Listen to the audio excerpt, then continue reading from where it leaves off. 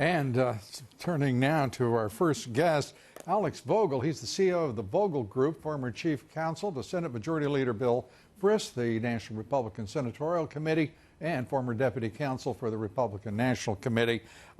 Alex, first of all, good to have you with us. This is quite a spectacle to behold. Nadler, Cohen, these cretins on the Judiciary Committee talking about lying. They're the ones who've been lying for 2.5 years, attacking this president, lying to the American people day in and day out, nonstop. What a spectacle to watch today. Your reaction? It really was incredibly unfortunate. The ranking member was right when he said they really denied both the minority in the committee and the American people a legitimate opportunity to hear from the Attorney General, who frankly has done, both in his Senate testimony and I believe in his correct refusal to come in front of the House today, has done an admirable job defending the constitutional prerogatives of the executive branch and, importantly, of the Office of the Attorney General. Not only is he right on the precedential issue of whether or not a duly confirmed cabinet member should be questioned by staff instead of members in what is allegedly at least an oversight hearing. It's not. It's really, as was noted, a kind of a fake impeachment run. But I think he's done an admirable job. The design in the face of the radical Dems. Withering, just withering criticism. Yeah, withering criticism. I look at it as amateurish. I look at it as puerile, evil. It is disgusting conduct on the part of the Democratic Party on Capitol Hill, whether in the Judiciary Committee of the Senate or the House. Would you disagree with that? I don't disagree. I think it reflects very badly both on their party and on the institution generally. This is not the first time we've had contentious issues come up. And this kind of behavior from members, both some of the stunts, like showing up with a chicken, and frankly, some of the language that was used was ridiculous and beneath the office and beneath the important issues that they're at least pretending to try and discuss. Yeah, the issues are, the reality is that the Mueller report is conclusive. It has exonerated the president of the issue of the broad collusion nonsense that was a lie that the Mueller report managed to keep alive for these radical Dems. It was a political service by Bob Mueller to the Democratic Party. That service is at an end. The lies continue and, in fact, are being ramped up just a bit here. What should the Republican Party do in response? Because Mitch McConnell, effectively, the majority leader, is silent. We heard from Kevin McCarthy, whose entry today to the majority and to the House Speaker was to use your majority.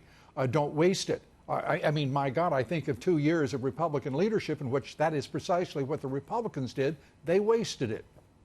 Well, look, there's no doubt the Democrats, in addition to a silly messaging agenda here, are going to be shown to be fundamentally wasting what time they have to actually move legislation to help the American people. There's not much of a role in either the House or the Senate to directly push back on this exercise around the Mueller report and the faux indignation. And that's why the Attorney General, as he did in responding to the initial release of the report, appropriately, I believe, has been the one to make the tough choices here.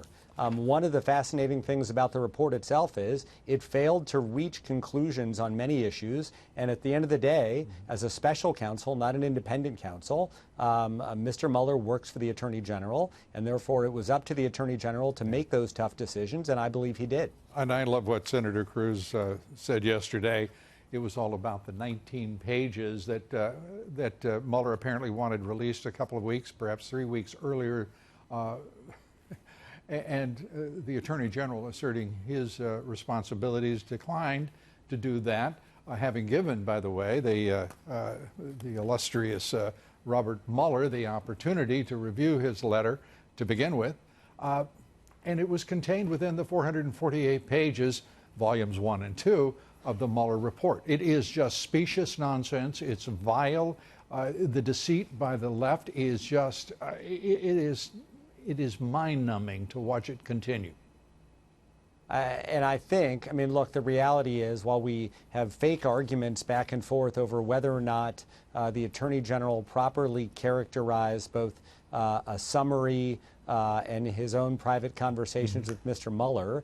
The full 400 pages is available for public review. Not that that seems to be relevant to the committee. Yeah. By the way, I think William Barr, I think his characterization was exact.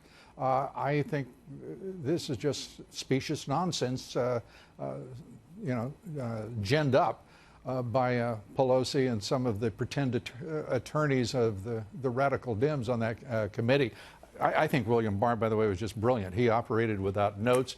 He didn't hesitate in his responses. It was just, I thought, an absolutely terrific performance by him before the Senate Judiciary Committee. Alex Vogel, it is great to have you with us. Come back soon.